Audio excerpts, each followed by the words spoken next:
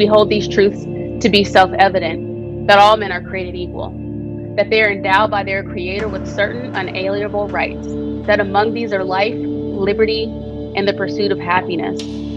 But I also learned in third grade that that wasn't something that applied to everyone. And even though we talk about implicit bias quite a bit, and it's really important that we understand it, that there's also power and privilege at work, and that if we really understand that those are at work when we're applying the innovations. I mean, PBIS is an amazing innovation.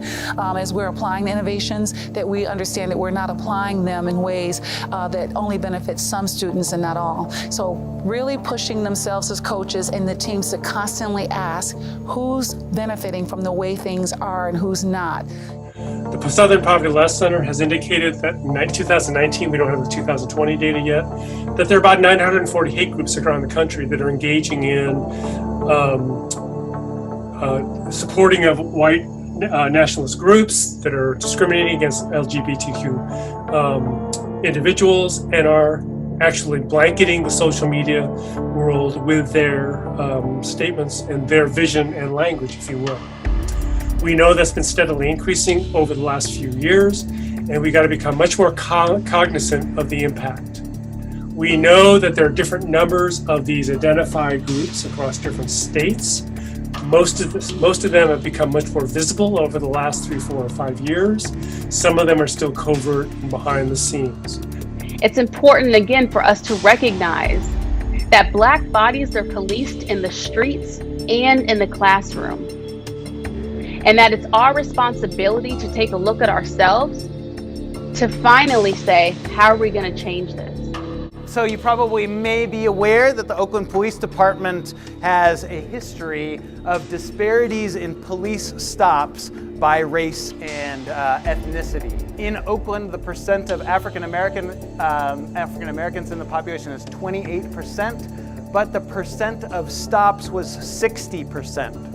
So that would be over-representation there. We have to have conversations about what do you want to be when you grow up. Kids have to think about, I just want to be alive. I don't know if I'm going to make it to 16 or 17.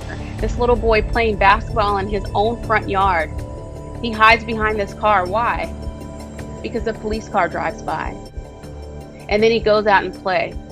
Why is it that Black children are afraid of police officers when all he's doing is playing basketball? The first question is, what is your experience being harmed by racism in schools? Temple, would you like to start us off? I would like to invite you to please share with the audience the time that you've been harmed by racism in the schools. So I was in Spanish class and my teacher was talking about what his family traditions were. And he said that in his household and his family, they called Black people cucarachas or cockroaches. And then he asked my classmates, and that included 2 of my friends, to raise their hands if they themselves or their families had ever been racist or said racist things to Black people. And I'm the only Black person in class, and everybody, including my teacher, raised their hands. And I had to sit there and watch that my teacher and my classmates proven that they don't accept me and that my classmates don't accept me, and I wasn't welcome. Recognize your privilege, your white privilege. Recognize your unconscious bias. Bias is difficult to address because it's just that, it's unconscious. So you have to be kind of more aware of what is the first thought that comes into your mind when you see a Black student walk into your class. So we talk about systemic racism. It's beyond these individual acts. It's how society operates as a whole. How we see Black boys and Black girls. It's embedded in normal practices. And it's really critical to understand that point because it's not just what happens day to day. It's how that accumulates over time and how that system has served some and not served others. Think about when we talk about racism and anti-racism and anti-Blackness. What does that mean? And it's time to have honest conversations about it. It's been time to have honest conversations about that. It's not enough to just not be racist.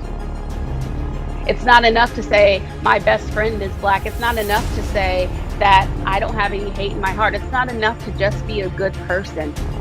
They shouldn't have to worry about being afraid of the police. They shouldn't have to worry about being criminalized. They shouldn't have to worry about being arrested in school. You look at these innocent faces and how can we not want a system that works for everyone. We still can't walk around in hoodies. We still have to be careful when we drive at night. We still have to be afraid when our children go to school. Because when I get pulled over, I still get asked, where are you going? Is this your car? What do you do? Because all lives truly cannot matter until Black lives matter.